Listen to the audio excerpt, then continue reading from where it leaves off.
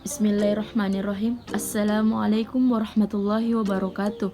Alhamdulillah, puji dan syukur kita panjatkan atas kehadirat Allah Subhanahu wa Ta'ala yang telah memberikan kita beribu-ribu nikmat yang tidak terukur, di antaranya nikmat iman, nikmat Islam, sampai nikmat sehat walafiat, sehingga kita masih bisa mengerjakan tugas yang diberikan oleh Bapak Rustan Effendi, SPDI, MPDI, selaku dosen pengampu mata kuliah ilmu tasawuf.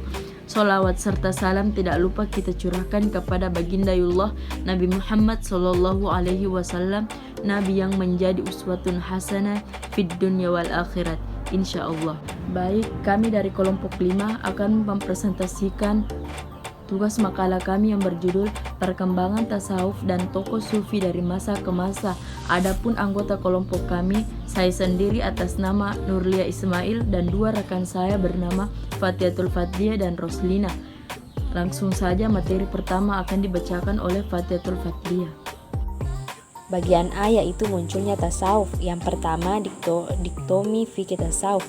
Selama abad pertama Hijriah, tasawuf belum dikenal sebagai sebuah disiplin ilmu yang mandiri. Abad ketiga Hijriah dapat diklaim sebagai awal dari adanya kesadaran untuk merumuskan tema tasawuf Islam sebagai bagian dari upaya identifikasi tasawuf Islam dengan perilaku keagamaan yang senada. Perkembangan yang sangat jelas dari kelakuan tasawuf dalam masa ini adalah terjadinya perbedaan yang relatif signifikan dengan fikih. Objek kajian tasawuf, metode dan sistematika, serta tujuannya yang semula terkait erat dengan fikih mulai terpisah. Fikih oleh kalangan tasawuf hanya dilokalisir dalam ruang sempit dengan adanya labelisasi terhadapnya sebagai ilmu al-zahir, sementara tasawuf dipersepsikan sebagai ilmu al-batin yang mempresentasikan pengalaman intuisi. Pengorbanan besar yang harus dibayar akibat kemandirian tasawuf bukan hanya sekadar keengganan yang dipasun oleh kaidah-kaidah fikih. Yang kedua itu makna tasawuf. Istilah sufi mulai dikenal pada abad kedua Hijriah, tepatnya pada tahun 1150 Hijriah. Orang pertama yang dianggap memperkenalkan istilah ini kepada dunia Islam adalah Abu Hashim As-Sufi, atau akrab disebut juga Abu Hashim Al-Kufi. Tetapi pendapat lain menyebutkan bahwa tasawuf baru muncul di dunia Islam pada awal abad ketiga Hijriah yang dipelopori oleh Al-Qurqi, yaitu seorang tokoh asal Persia. B. Tasawuf syar'i. Tasawuf selanjutnya berkembang menjadi aliran atau mazhab, dan sejauh tidak bertentangan dengan Islam dapat dikatakan positif. Tetapi apabila telah keluar dari prinsip-prinsip keislaman, maka tasawuf tersebut menjadi aliran sesat dan sering dikenal dengan sebut mistikaim. Tasawuf ijabi atau yang dibenarkan oleh syar'i mempunyai dua corak. Pertama, tasawuf akhlaki, yakni yang membatasi diri pada dalil-dalil nakli atau atsar dengan menekankan pendekatan interpretasi tekstual. Kedua, tasawuf sunni, yakni yang sudah memasukkan penalaran rasional ke dalam konstruk pemahaman dan pengalamannya. Perkembangan tasawuf. Dalam biografi para sufi klasik memang tampak adanya keselarasan antar sikap lahir dan sikap batin. Zuhud yang dipahami dalam konsep klasik sering terlihat tidak berhenti sebatas pada sikap batin, melainkan juga tampak melalui aplikasi tata lahir. Misalnya mereka hidup dalam kesederhanaan yang memang sangat tampak secara kasat mata. Hal tersebut diyakini sebagai bagian dari latihan pengendalian diri dalam menempuh jalan kesufian. Tokoh sufi dan ajarannya. 1. Zu al-Nun al-Misri, pencipta teori ma'rifat. Abu al-Fadi Tauban bin Ibrahim bin Muhammad al-Ansari 772 sampai 860 Masehi, yang dijuluki Syahib al-Huds, pemilik ikan.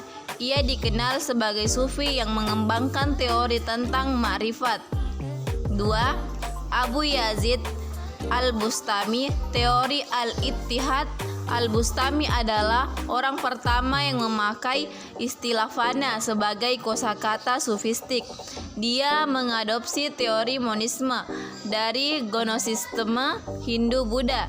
Konsep muraqabah, pendekatan spiritual yang dipahami disejajarkan dengan ajaran samadhi, meditation yang pada puncaknya mencapai ekstase fana, di mana terjadi penyatuan antara yang mendekat, muraqib, yakni sufi, dan yang didekati, muraqab, yakni Allah.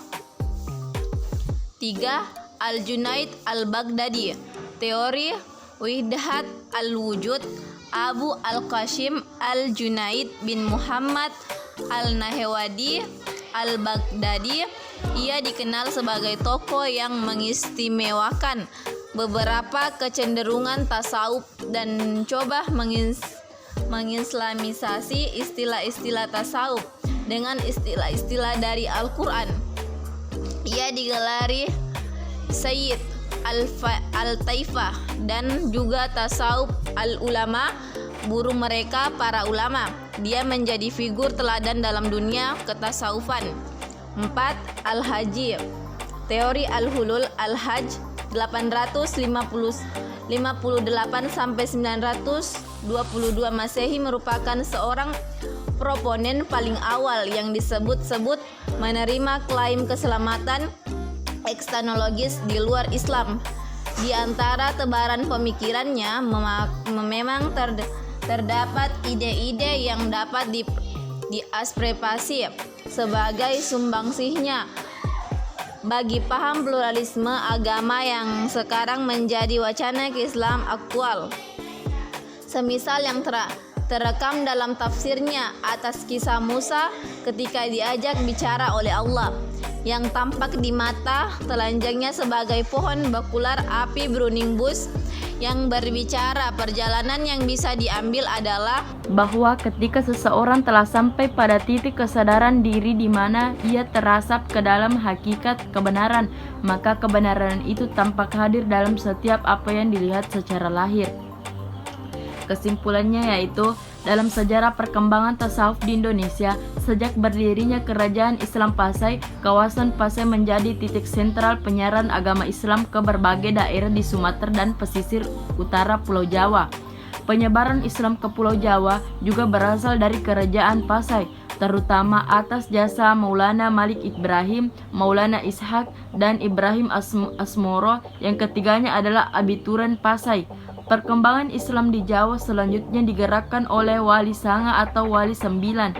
Para wali bukan saja berperan sebagai penyiar Islam, melainkan mereka juga ikut berperan kuat pada pusat kekuasaan kesultanan. Itulah tadi materi yang telah kami paparkan. Apabila ada salah pengucapan, mohon dimaafkan kepada teman-teman kelompok lain. Apabila ada yang kurang dimengerti, kami persilahkan untuk bertanya. Wassalamualaikum warahmatullahi wabarakatuh.